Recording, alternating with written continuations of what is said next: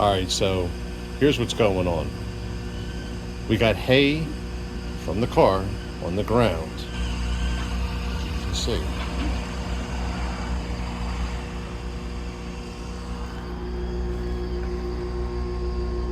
While vacuuming, she literally picked up hay that was in the car and threw it on the fucking ground,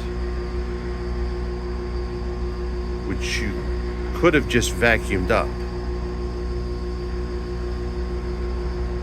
What the fuck is going on anymore with people?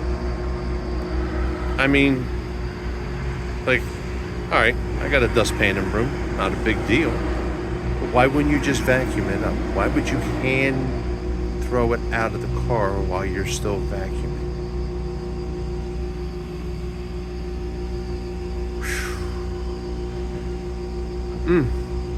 You can't make this shit up, folks. Take care of yourselves and each other. Please remember, good at the kindness goes a long way. See ya.